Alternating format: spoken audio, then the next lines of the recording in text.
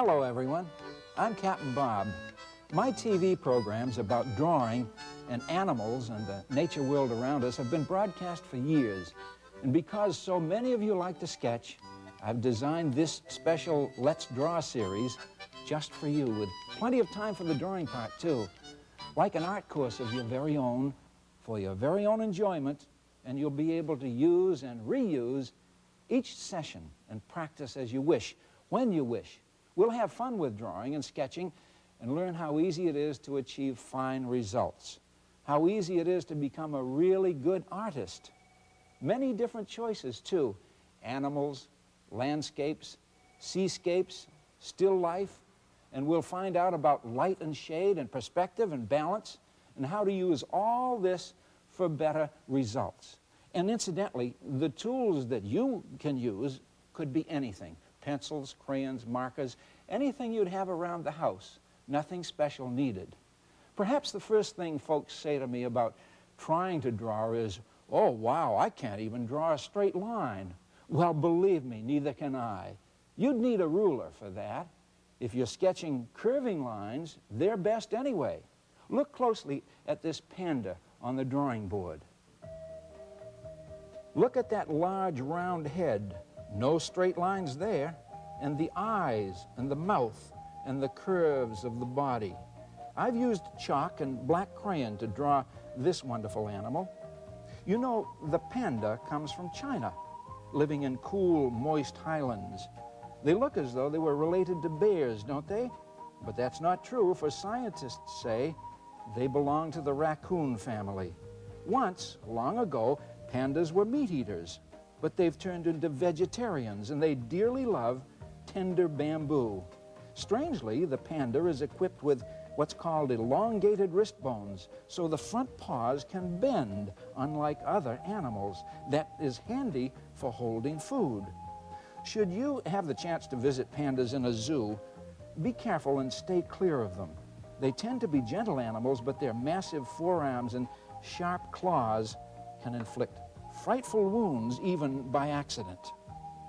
To demonstrate the use of curving lines, let me sketch a proportion drawing, that is a layout of a horse. Now, he won't be finished here, but just let me take the panda off, put him over here, save him for later, and try this horse drawing. You don't have to draw with me on this one. I'm going to start with a curving line that will be the chest area. Chest area, his head will be here, body will be here. Now, if the chest area is there and our horse is side 2, a curving line for the spinal column, another curving line for the rib cage area. You see how all the lines curve? And notice, too, that I'm using just rough sketching here.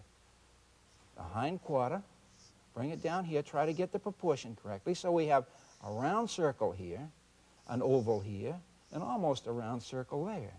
Balance of the animal in this case would mean that we want to put a leg here and another leg here. These would be the forelegs, front legs. And then this one, balancing the animal again, down to knee, knee, knee, and leg possibly down this way. 3 legs. The fourth might come into this area and support the weight of the body here. So we've got 1, 2, 3, 4 platforms balancing the animal. The spinal column coming forward would arch up in this manner, perhaps, and then thinking of muscle over the horse, over his shoulder, down the spine, and over the rear quarter. And here, perhaps a bow to the neck, down to the shoulder. Now, we're structuring this animal as though we're building the skeleton underneath. Here, look, another curving line, which would be the jaw area of our horse.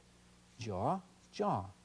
And we'll make a straight line down here, almost straight, just to guide us for the curving lines that will become his jaw, under jaw, and then curving lines for 2 ears. He's coming along. Let's work down here now and establish that knee down to the fetlock and ankle of this front foreleg, front meaning the one nearest us. And of course, a hoof planted firmly on the ground, the other leg nearby, and the other hoof just beyond.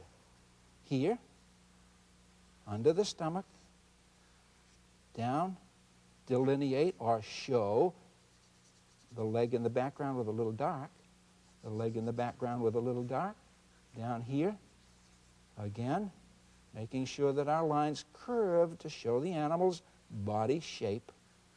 The other hoof, back here, again, down. How about this proportion? I think probably cut the quarter a little bit, down to the large muscles leading down to the rear, knee, joint, forward, and the other hoof. 1, 2, 3, 4, supporting the animal. That leg should be straightened out just a little bit. If we bring this line back, up over the haunch, down here, we follow through with the guide for the tail. We'll have the tail come in here, and then curving lines showing perhaps flicking of the tail, a little wind blowing there, just for proportion's sake. And as I said, we're just laying out our horse here. He's looking that way just a little bit, so we need a little shadow there. Draw in the ear, and then because we get the tail in, we'll have a little forelock whirled by the wind, and maybe see a little of the mane on the other side of the animal here. And then with the side of a crayon, we can add just a little bit of shade to show third dimension, light source coming down, and perhaps an indication of the muscular structure of the horse. Hiding, you'll see the rib lines with just a little shadow coming down this way.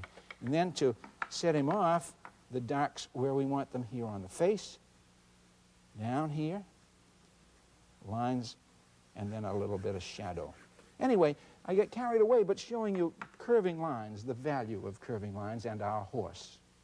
I've chosen as the subject we can draw together a bird in flight. Now here's one, a bobwhite or quail. This is the male, 8 to 10 inches long, and the little fellow that sounds like this. These lovable chunky birds become quite tame and many times feed near houses. Their young are the size of walnuts, if you can believe it, when they're hatched. But notice those curving lines, even as feathers, circles, and curves. Another beauty is the pheasant. I've drawn two here, a pair, a cock and a hen. The female is duller in body tones as protection from enemies. The male, with his brilliant plumage, attracts the attention of a would-be hunter and flies off with a whirring of wings, brum, like that. Now, sometimes you can hear a cock pheasant crow. Sounds something like this. Ooh, ooh, ooh. These great birds live in North and Central America, but originally they came from Asia. Curving lines used here too. Now, in flight, a pheasant is a wonderful subject. There he goes, brum, and we can see his outstretched wings here set in a gliding position with his long tail fanned out for proper rudder control. Curving lines done with a marker, and later, colors set in with crayons. This pose will make a fine selection for our drawing. Will you try it with me? I'll guide you along. I'll remove our horse and get set for our drawing of the pheasant. I'll use a pencil for layout, and then a marker, and then crayons. Now use the same if you have them, or if not, an ordinary soft pencil will do fine, and I'll show you as we go along. Here, on our paper, if you have one about this proportion, let's start our pheasant by drawing an egg. All right, that's right. Pheasants, birds, come from eggs, don't they? I'm doing this lightly, but I'll keep it up until you can see it at home. There, can you see that egg? Just lightly in pencil. Right. Now, our backbone of our bird would be about here. Remember how we drew the horse? Curving lines, backbone, coming out here, and going up in this fashion to our pheasant's head. Now, think of proportions, too. Notice the size of the egg? This is almost the same, isn't it? Almost the same. So draw that curving line here, coming down to our egg. Look at my drawing, look at yours. Here, where we came up to this point, look what we can do here. Make another curving line, which will be an oval, won't it? Almost like the egg. In other words, a large egg, a small egg, if you want to think of it that way. And as you come around for this egg, think of the bottom of the bird's throat coming down to join the chest area, breast of the bird, like that. Good. Now, you can almost see it now, can't you? The pheasant's body, his neck, and his head. Now, we're looking sort of down at this bird, so if you'll draw a guideline, another curving line there, and then accent this one here too, we'll have what's called the root of the wings. Now, remember, the pheasant doesn't have wings that are too long, but the first curving line here will be the leading edge of the left and the right wing. There and there. Again, to review, the egg, the small egg, the neck, guidelines for the root of the wings, and the start of the left leading edge, start of the right leading edge. And here's something to think of, too. This line is longer than this line for two reasons. It's behind the body, and it also is shorter because of perspective, which we'll study later on. Now watch. Small curving line. Watch me first on this one. Small curving line, and then back to that area. Looks like a tiny wing, but you'll see as we build. All right? There, there, and there. Are you following along at home? Good. Now we've got to duplicate this over here. Curving line, right? Opposite. Curving line, and then back. And notice how much shorter it is? Because we're looking off into that distance for his right wing. These are the secondary feathers. Secondary. Now watch. Here, another area coming out from that same curve, coming back this way, and going back this way. Not to the end of the egg, about midstream, little aft of midstream. Aft meaning to the rear. That's a nautical term. Okay, here, the same, duplicating, and back. Still very short wings for the size of our bird, right? Look again now. Left wing, right wing. Have you ever done this before? Never? Well, you're doing it now. Here, look, another area. Now, this will be an area only, so I'm going to do it very lightly. See that portion there? Back again, and up again. 3 layers of feathers. Primary, secondary, tertiary. How about that? Now, this area must be duplicated over here. Again, over, and back, and down. We have the layout of the wing, and we're going to have a beautiful pheasant, mark my word, before we're through. I'm going to do one little area here that will be part of a brilliant part of the bird's plumage, a part of a part. Good? Let's go back here with a curving line and watch my pencil. Right here, I'm going to draw that. For this is a ring-necked pheasant. You see? Ring-neck. A ring around his neck, much like a mallard duck. Ring-necked pheasant is an oriental bird coming from China to our area in the United States. And now is a very common bird all over our country. Here, look. Can you see that little curve? Again with pencil, this portion. That's right. And here, what's that? An ear? Look closely. It seems to be an ear, doesn't it? Actually, it's feathers. And there's one on each side of our ring-necked pheasant's head. Tiny little feathers. They look like horns or ears. Good. Now, again, you see this throat line? Come up here and go about that far in front of the eye patch. And then curve that back. That will be our bird's lower bill. For as he takes off, he opens his beak and goes, oh, oh, right? Here then, the beak open. There and there. Our cock pheasant, the male, brilliant plumage. At this point, draw a circle. That's it. With the pencil, a circle right there. And then a little point fore and aft. That will be the area for his eye. Again, we're laying him out with pencil alone. Detail later. Look here. See how the body follows through at this point? Well, right in this area, outline that wing so we can see. Here, watch.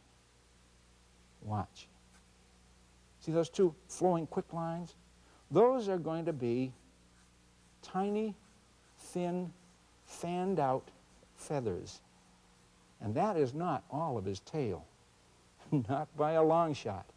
The tail now follows the spinal column. Tail, I said tail and I went to the head. That probably confused you. The tail starts here, in effect, in an artist's drawing. We follow this line down right through the center of his body. And then we take that line down here, curving, curving, curving to about that point. Yes, the pheasant's tail is that long in proportion to his body. That's just the center line. Here, a large feather fanning down to the tip, shown on both the left and the right. You'll notice, too, sketching, curving, graceful lines, if you can make them. Here, following through with more, edging down to that pointed tail on this side, just little guidelines. And over here, shorter ones, being on the other side of his tail, to that point. Now look at my drawing. Look at your drawing. Check proportions. So far, we've used just the pencil, and we'll keep it up, too. I'm going to try, at this point, to show particular detail of feathers. And instead of starting here, I'm going to start in the second tertiary group. See that? Look. Now we can sketch individual feathers, but remember, the feathers will not all be slanted that way. For as we proceed, these feathers turn and trace the trailing edge of the wing. Just little lines, little guidelines to set them up for us. You see how they go? Beginning to build the detail that we want. Let's go over to the other side here and do the same. We can start from this direction, facing the rear.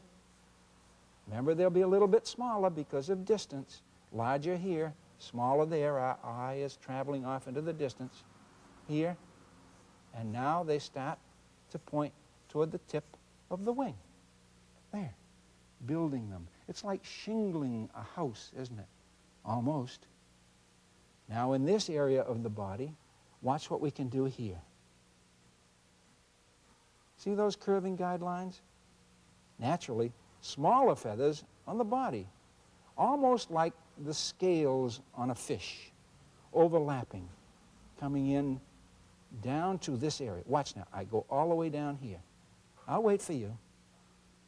There. All the way down. All the way down. Now we have the central part of the back of the body and the chest area covered with those feathers. And at that point, we can now start detail of the outer feathers of the wing. And these will be separated like my fingers. You see this wing right here? There. Now when the pheasant flies, the feathers open. You see that? Instead of being closed, they'll open.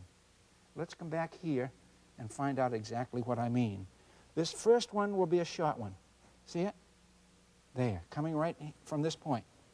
The next one, a little longer. But see how the point opens? That's it. Now, curve it to that point. And remember, we're going to not only draw these out here, open, but we're going to close them as we move into this area of the wing. Open, closed. Here, the next one. But starting to point back. The way this feather is should be the way the next one is. There. Open. That's what makes the whirring sound when the pheasant flies. Vroom. The air is beat by those feathers, beaten by them. Here. Another one. But they're coming closer together now, and they're changing their direction, aren't they? All right? Here. Here. Here. Now, just showing those curving lines. Curving lines. Remember, I told you didn't have to draw straight lines to be an artist. No. There. Detail. Let's go over here. You ready for it? Oh, you're still working here. All right. Let's get that done. There. While you're doing that, I'm going to use an eraser. While you're doing that, I'm just going to erase those body lines there. You don't have to, because we'll have color in our drawing before we're through.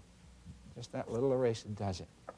All right. Now, I think you're ready. Let's go over here. We'll work in the opposite direction, pointing pointing, pointing. And now starting to separate, same as on this side, right?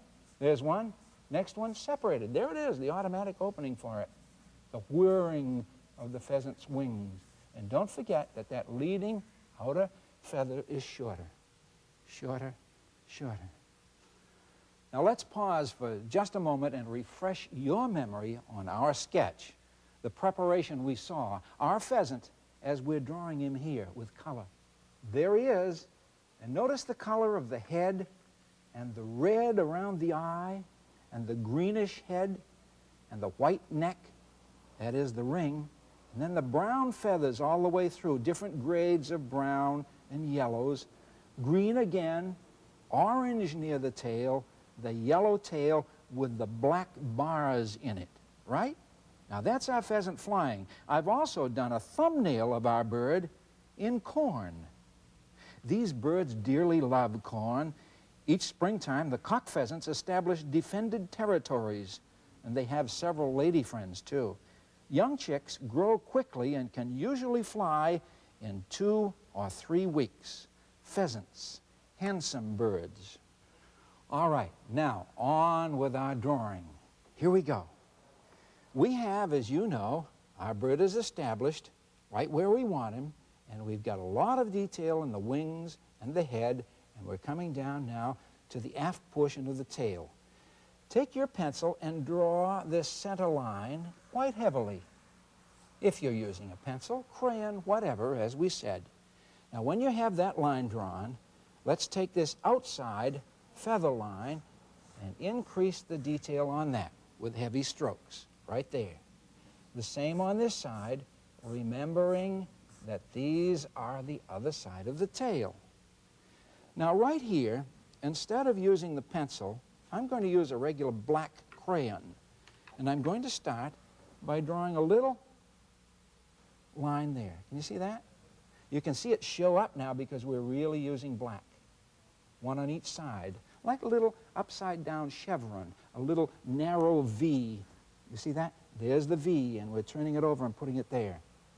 Right next to it, on the other side now, do the same, and another one. Now something's going to happen. They're going to get a little longer, all right? You don't have to count them. There's no specific number on each pheasant's tail, but just leave a gap between the two. See, these are a little narrower here and a little wider there. Narrower, wider. That's it. Work right in close to. Look closely at my drawing, and then yours. See the proportion, the way they're coming, the detail of it popping right out from the paper, making it more live now, right? Live. There. The next one, a little larger. Now that you've got the hang of it, we can go a little faster. There. There. They're going all the way down to about this point in the tail, too. There. The design of the tail. When the pheasant's tail is closed, that is not flying, you can see them, but you'd only see half. It would be on one side of the tail as he struts along through the cornfield. Down to that point. Now, when we get to this point, they become almost just little dots, you see? So they start here, taper large, and then down. Got it? Good, right like that. Good, take a close look at mine now, and then yours. Fine. Again, with a black crayon, and you want to be sure that the point is as sharp as you can make it now. You can rub it on a piece of rough paper, or waste paper, or you can use a knife very carefully to get it down to a point. Here, I'm going to start a little accent line in here. See that? And there. Just to make these feathers now stand out and watch. They're going to back up. They're going to go right up there to that point. See, like a little, overcoat flap there. Good. And then over here, the same. Shorter lines, right? You know the reason. The other side of the tail. There. Now here, see this little patch that we left? Remember our small feathers came down to that? Let's just give a little detail of outline there. Again with a black crayon, for this is let's draw, you know. We're not painting, we're drawing. There's a big difference, isn't there? To be able to draw, to be able to reproduce what you see in line and then color later. Let's draw. All right, now here on this part of our great body of the bird, come down to this point, and then watch, little dotted lines. You see it becomes strong here and then weaker there when it comes into the feather area. Up over the arching head, down here to the neck, again outlined. We're trying to bring as much detail as we can into a shape of our bird, down to the little nose piece. That's it. Then here, over that little feather that looks like an ear, and back again. I'm using the black crayon. You can use your pencil to do exactly the same thing, just bear on a little harder. I'm going to start now under the beak, the way we outlined it in pencil, down around the head, and then arch the neck in a nice curve to that leading edge of the wing. Good. Got it? Here, right about this point, the area for the red that will be on our bird's, the side of his face, and then outline the eye and hit that beak the way it burbles back. And if you're looking really closely, you can see a little tongue. See it? Oh, oh. There it is. Good. Now right here, look, a couple of little rough lines showing where the feathers lead into the others, and then we can take that sweep out to the leading edge of that wing. Over on this side, we wouldn't see this. It's in back of the body, but we would see the arching line, wouldn't we? There, leading edge again. We've laid it out in pencil, and now we're accenting the lines we want with heavier laying on of lead, as in the case of a pencil, or crayon in the case of a crayon. Good.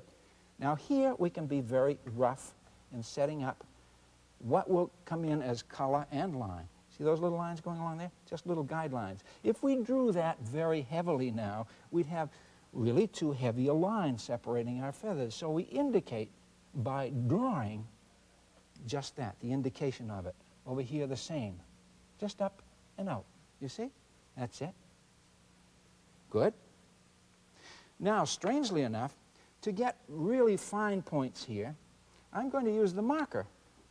And this will help us with our feathers. I'm not going to put every feather in with the marker. I'm going to just put a leading edge of it right now. See that leading edge? That feather coming down? Next leading edge. This accents our feathers and just roughly get some of the others in there. Just the feeling of the feathers rather than detail now, because we are working toward coloring our drawing. If you have some colored crayons with you, we'll be all set.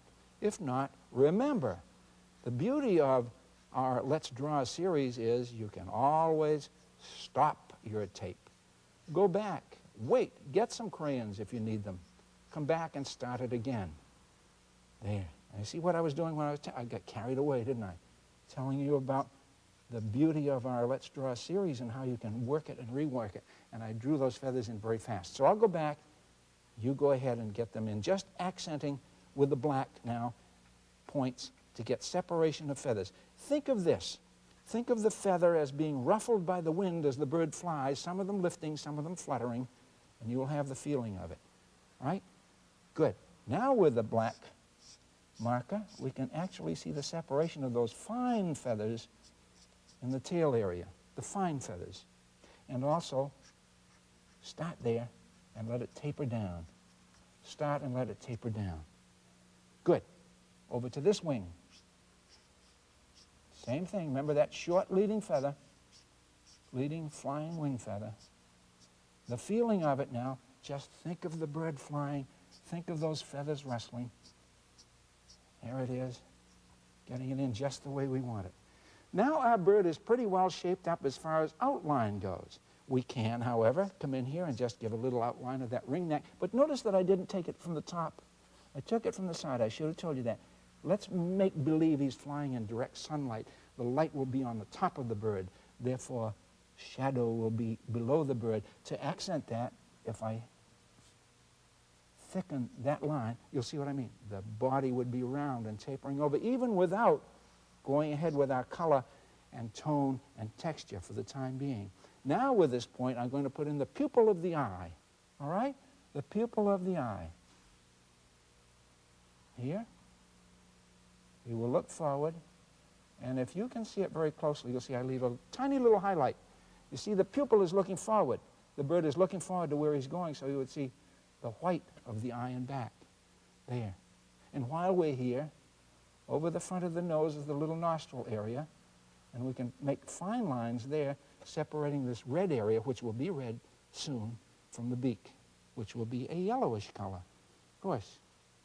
Now, let's see where we are with our whole bird, and we'll look at proportions. You check my drawing, look at mine, look at yours, and see the detail. For we're almost ready now for color. I think right in here I could use that marker to delineate this wing from the body.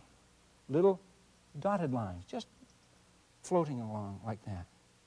And then right here, at the lower part of the body, going over some of those pencil lines to give me rounding depth of black that we will go over with regular wax crayon in a moment. You see that? That starts to round our body with line, drawing again. By the same token, down here aft of the wing, we can see the same. Now pheasants, like most birds, some do not, have retractable landing gear. That's right. Their legs fold up, don't they? Streamlining the way landing gear on some aircraft fold up. And the pheasants fold right into that area in his body. Their little claws fold right up, and they tuck them up under, going in that direction, of course. But you can show an indication of the leg tucked up. When they first take off, the leg is below, and then they fold it up as they gain altitude, and off they go with the whirring of wings. Boom, again. There he is. Now, you see this patch? Here. Can you put some fine pencil lines, or marker lines, or crayon lines in that? Again, fanning out. That's it. Remember, too, that these are the feathers that we will see, much like the body feathers. But I'm going to put those in just to show you where they're going right now. You don't have to do that. As we color it, we'll see the whole thing. There is the shape of our bird. And our next step will be color. How are you coming along?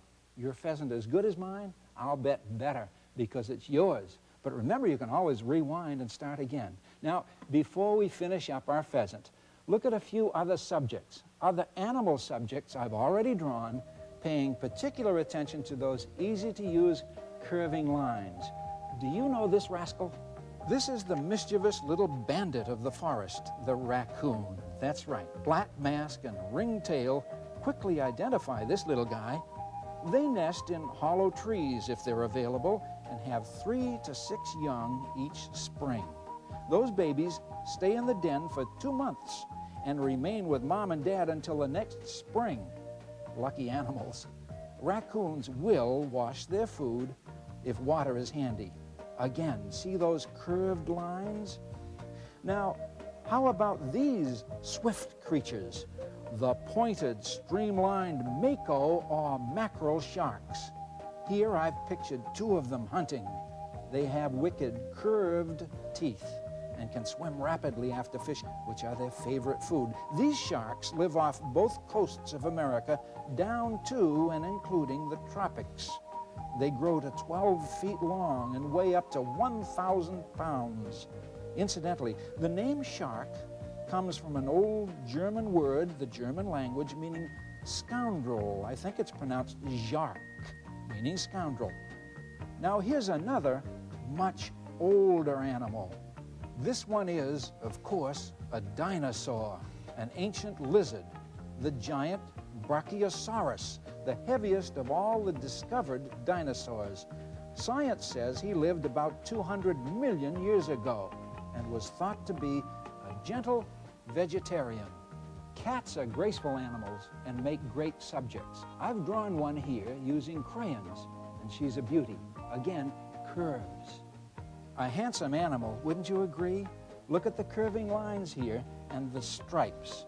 A beautiful face on this little animal. Did you know that cats walk on tiptoe? Yes, they do, and they have retractable claws, of course. When you pick one up and he's purring, he's gentle. Watch out when his tail thrashes. Incidentally, have you watched a cat's eye change as the light changes? when you first look at the cat, his pupil may be wide open, round, like that, admitting a lot of light. But as the light increases, the cat's eye turns to a vertical slit, shutting out that light. The cat doesn't do this on purpose. Nature does it. Interesting. Now back to our drawing, and we'll finish it up too. You ready? Okay. Color and crayons. Now, our pheasant has a red patch around the eye. I'm going to hit that first. I'm using just an ordinary red wax crayon, and you'll notice that I'm working in front of the pupil, down and around. I'm working in front of the pupil and down and around, and finish that whole red patch. And now a green crayon. We'll get to the head. Here we are, just above that red patch. Remember now, I said that light would come from the top. Therefore, we'll start the green here near the top of that red patch, hit the little ear area, but allow this to taper off. Dark green here, you see, there, and then dark green at the little tuft of feathers. That's it. And now under the throat. This area will be green, not down here, this area. Right under the throat, right next to the red patch, we'll start that green. But watch what happens now. As we come up here, I'll taper it. I gently lift the crayon from the paper so that we have dark below tapering to the light. There. Let me do a little thing here with a piece of chalk that will show you exactly what I mean. I'm using sort of a bluish paper here, just a light blue paper, so you can see the little highlight that I put on there. See that white show up? A little touch on the beak there. Good. But fundamentally, the red and then the green. Now we have the head set. This is white.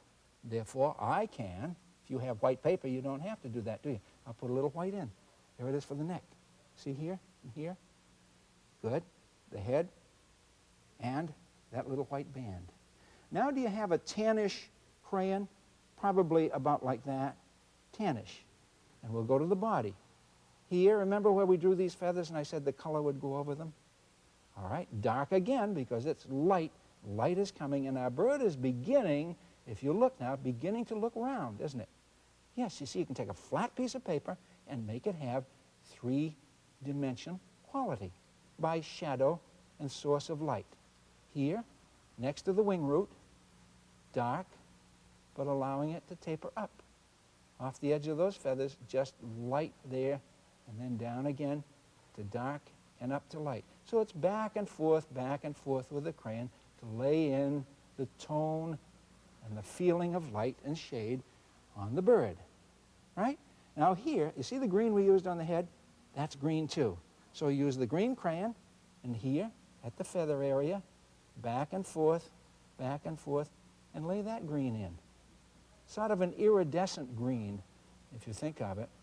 Dark below, light above. Look, green, red, white, brown, green again. Now see these feathers? We're working on the body, not touching the wings as yet. These feathers, right in here, are sort of an orange color, little more orange than these. If you want to use tan, fine. I'm going to use these, and I'm going to come down here and show them as individual feathers in some areas, leaving the light showing between. You see that? There. Just to there, up in here at the root of the tail, a little more orange. And then over here, light is coming, so just the touch of them. See the touch of them there? That's the way. Up in there. Get a little more feeling of that brilliant color right there. You'd see that flash of brilliant color as the pheasant flies away from you. Now, the tail itself, here. And this is sort of a yellow. Do you have a yellow crayon? Here, between the black, yellow. Now, if your crayon or your pencil will go over the black without smudging, go ahead and use that. But this is a very light yellow I'm using, and I'm putting it between each one of those bars. When I get here, a little on the edge. Between the bar, a little on the edge. Between the bar, a little on the edge. Look at my drawing, see what I'm doing, look at yours, and bring it right down to the tip. We go there. Then come back, yellow on this side. Remember that source of light again. Don't get too yellow on this top. The light is flashing off of his feathers as he takes off and flies beyond the cornfield. There. Now we have the head, the red, the green, the white, the brown, the green, the orange, the yellow. But the beak itself should be repeated with a little yellow here. The same as on the tail, same as way down there, right in this area, the lower beak, the top beak, and just a touch of the eye, right there, just a touch, the lower part of that white as it's showing. Now, there's our bird. You can almost see him fly. Again now, remember the tan color we used here? Well, we're ready for the wing. I'm going to start the wing root here, and I'm going to go back and forth the way the feathers are formed. If I went this way, it wouldn't look as well as if I go this way. And so, in the direction of the feathers, I produce the direction of, whoops, there goes a crayon, of the crayon lines. You see? Fanning, that's called. Fanning in the direction that the feathers grow. And then we can drop over here and do the same. Here, much short. You see how much shorter it is? Because we're looking beyond. Most folks don't take into consideration when they're drawing foreshortening or perspective. And we'll cover all of that in later lessons as we proceed in our Let's Draw course. Now we've got these feathers set, and the next I'll use the same crayon, but look now, almost individually. You see, that was the value of drawing in pencil those feathers separately as we went along. In other words, what I am doing here is pre-drawing and then coloring over the drawing. That makes it more accurate. You see, if we just did all crayon work and then tried to draw over it, we wouldn't have it half as well done, would we? No. Now, here, very lightly, I just want to change this to a light tan color off the paper. And the reason for that is we've got some more blacks and details to do after I get these feathers in. But I'll do it on both wings, and then we'll come back for detail here. You see those now? Our pheasant is beginning to really pop from the paper. Here, under this part of the body, up under the feathers, the same brown here. See, dark under the body. There. Separating the wing from the body by color and also by shadow.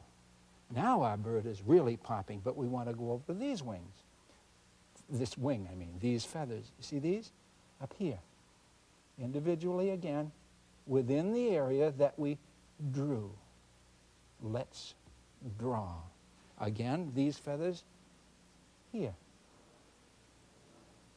See the way it's coming? Filling right in. If you have pencil lines or guidelines that you want to erase after you've got your drawing and you're very happy with the drawing, feel free to do it. Just erase all those little guidelines and your drawing will maybe look even better. Now, fundamentally, all our colors are in. We can pop it through with more, but right now, I'm going to use a marker. You can use your pencil, whatever you want, and look at the detail on these last outer feathers of the wing. Here, the pheasant has little indicated spots. You see how that will pop our feather up? Just using a little edge of the marker. You can do it with pencil, just as I said. But here, on each, you know, a feather is made up of thousands and thousands of little feathers. Actually, that's true. And so, we can use the point of the marker to get the center of the feather, and then the detail on the side.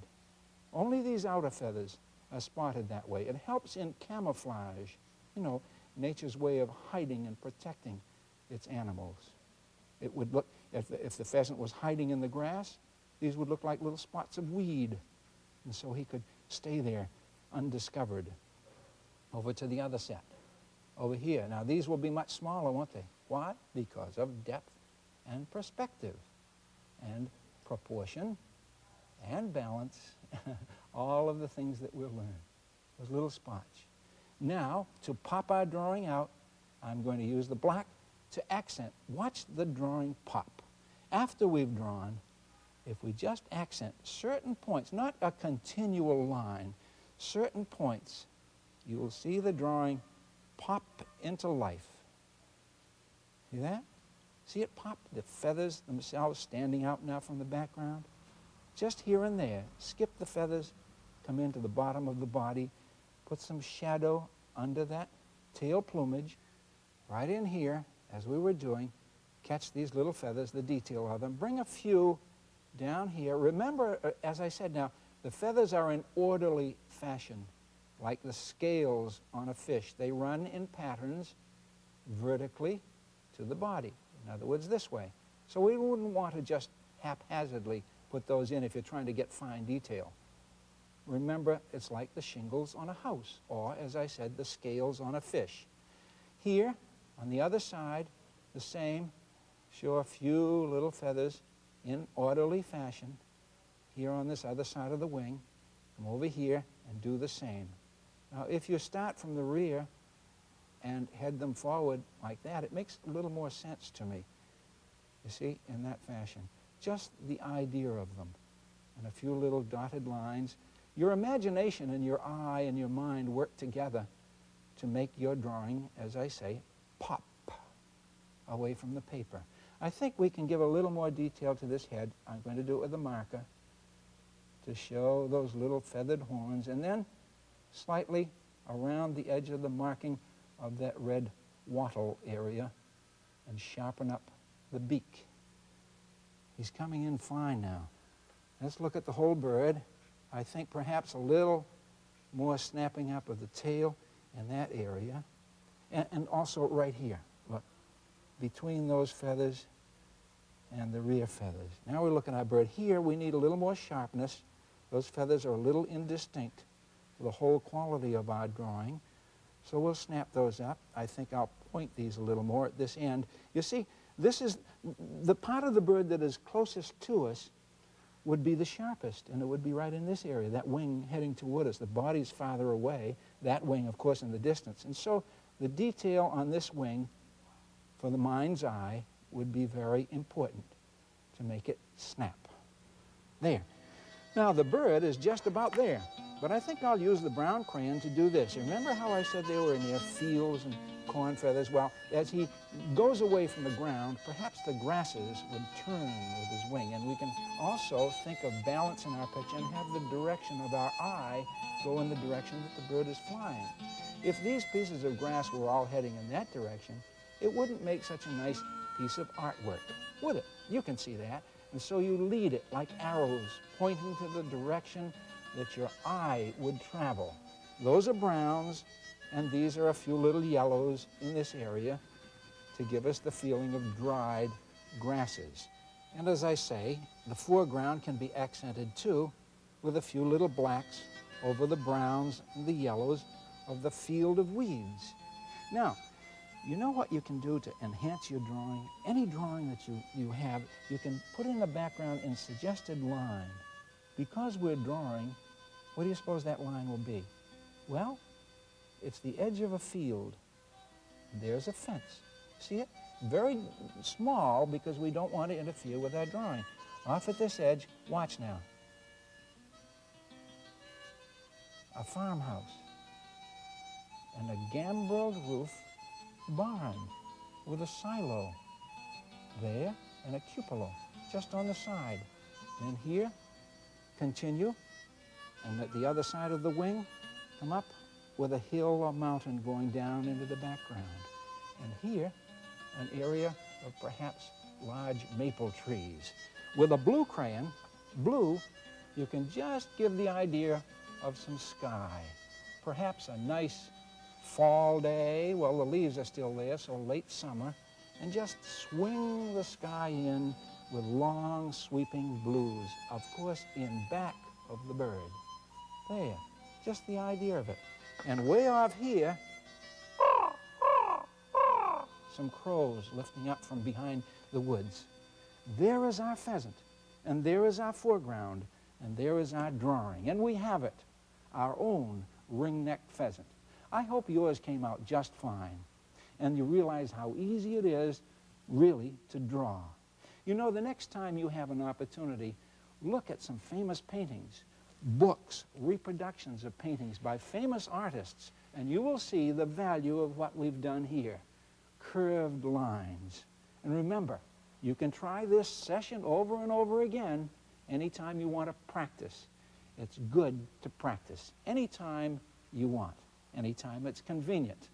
Now, our Art at Home sessions are all designed to turn you into an artist, and they're at your store now. We'll be meeting all those different subjects too, such as the animals of many kinds, perhaps ships at sea and landscapes and, well, you name it. We'll learn about light and shade and balance and perspective and how to use it for better drawings. Many hints for making your work better. Would you keep it up for us? Good. Your sketches will improve as you go with us. I hope you'll try another subject soon. Until we meet at the drawing board, please be careful. Thank you. So long, everyone.